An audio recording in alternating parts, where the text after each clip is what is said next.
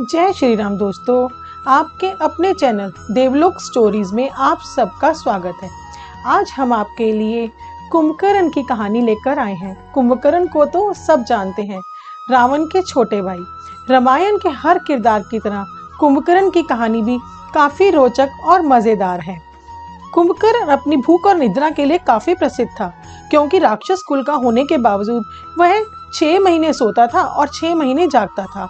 हर कोई जानता है कि कुंभकर्ण बहुत सोता था, लेकिन इसके सोने के पीछे की कहानी क्या है, यह शायद बहुत कम लोग जानते हैं। कुंभकर्ण बहुत ही विशालकाय शरीर वाला, बुद्धिमान और ताकतवर राक्षस था। इसकी ताकत के सामने तो भगवान इंद्र भी डरते थे। कुंभकर्ण को हमेशा से ही खाने का बहुत शौक था। विशालकाय शरीर होने के कारण वह एक बार में हजारों लाखों लोगों का खाना खा जाता था। उसकी सेना और राज्य के दास खाना जुटाते जुटाते थक जाते थे, लेकिन कुंभकर्ण की भूख समाप्त नहीं होती थी। कुंभकर्ण ने सोचा कि यदि भगवान ब्रह्मा की तपस्या करे और उनसे वरदान में स्वर्ग का सिंहासन मांग ले, तो जीवन भर उसे पेट भर के खाने के लिए मिलेगा।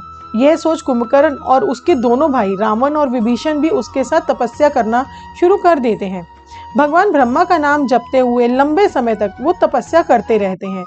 इधर भगवान इंद्र को भी डर था कि कहीं भगवान ब्रह्म इनसे प्रसन्न होकर वरदान मांगने को ना कहें, और यदि उन्होंने ऐसा किया तो निश्चित ही कुंभकर्ण स्वर्ग का सिंहासन मांग लेगा।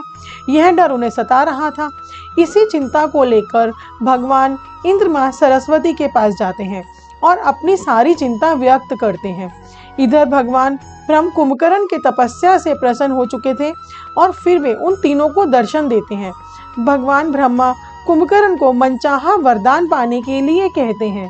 कुंभकर्ण वरदान के रूप में इंद्रासन मांगने ही वाला था कि मां सरस्वती उनकी जीवा पर विराजमान होकर इंद्रासन की बजाय निद्रासन बुलवा देती है। रावण या कुंभकर्ण यह समझ पाते तब तक भगवान ब्रह्मा तथास्तु बोल चुके थे। इसके बाद जब कुंभकर्ण और रावण को इस बात का एहसास होता है तो वे भगवान ब्रह्मा को वरदान वापस लेने के लिए कहते हैं, लेकिन भगवान ब्रह्मा कहते हैं कि एक बार जो वरदान दे दिया वह हम वापस नहीं ले सकते। इधर कुंभकर्ण को भी अपनी गलती का एहसास हो जाता है। वह भगवान ब्रह्मा के सामने रोने गिड़गिड़ाने लगता है। तब भगवान ब्रह्मा कहते हैं कि रोने गिड़गिड़ाने से अब कुछ नहीं हो सकता। मैंने जो वरदान दे दिया है उसको मैं वापस नहीं ले सकता हूँ, लेकिन इस वरदान के प्रभाव को कम जरूर कर सकता हूँ।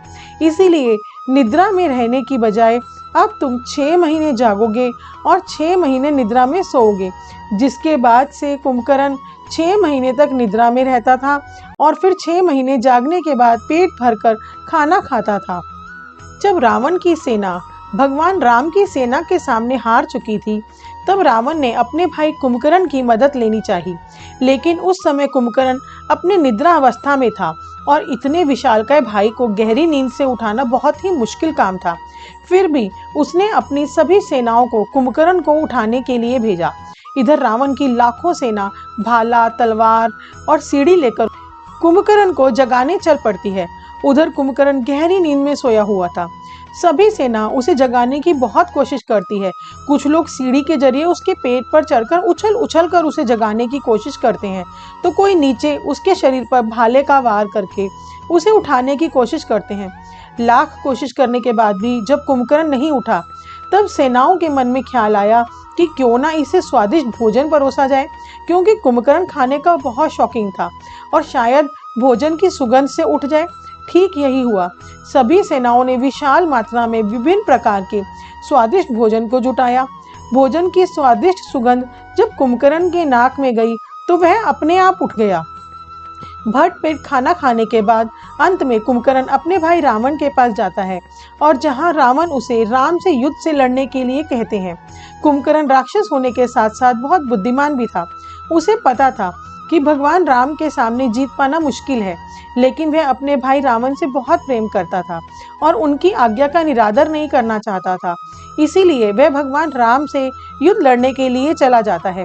कुंभकर्ण को यह बात भी पता थी कि इस युद्ध में उसकी मौत जरूर हो जाएगी, क्योंकि वरदान देते समय भगवान ब्रह्मा ने कहा था कि जब यह निद्रा अवस्था में होगा और यदि कोई उसे बलपूर्वक उठाएगा तो उस दिन उसकी मृत्यु निश्चित है। ठीक यही हुआ। रावण की सेनाओं ने बलपूर्वक कुंभकर्ण को उठाया, जिस कारण उस दिन उसकी मृत्यु निश्चित थी। यह जानने के बावजूद भी कुंभकर्ण भगवान राम के साथ युद्ध करने के लिए जाता है, क्योंकि वह जानता था कि भगवान राम के हाथों मृत्यु से उसका उद्धार हो जाएगा। युद्ध भूमि में पहुंचने के बाद इसके विशालकाय पैरों के तले भगवान राम की हजारों सेना कुचला जाती है। अंत में भगवान राम धनुष बाण उठाते हैं और कुंभकर्ण के दोनों हाथों को काटकर उसका वध कर देते हैं। इस तरीके से रामायण के इस किरदार की मृत्यु हो जाती है। दोस्तों, आपको ये फैक्ट्स कैसे लगे हमें कमेंट करके ज़रूर बताएं। आप और किन कहानियों, फैक्ट्स और कथाओं को सुनना चाहते हैं, कमेंट सेक्शन में कमेंट कीजिए। हम पूरी ट्राई करेंगे कि आपके इंटरेस्ट के according time to time videos लाएं। और आप सबसे रिक्वेस्ट है कि इन ऐसी प्यारी प्यारी कहानियों और फैक्ट्स को सुनने के लिए हमारे चैनल को सब्सक्राइब करें और हाँ, बेल आइकन प्रेस करना ना भूलें। Bye friends.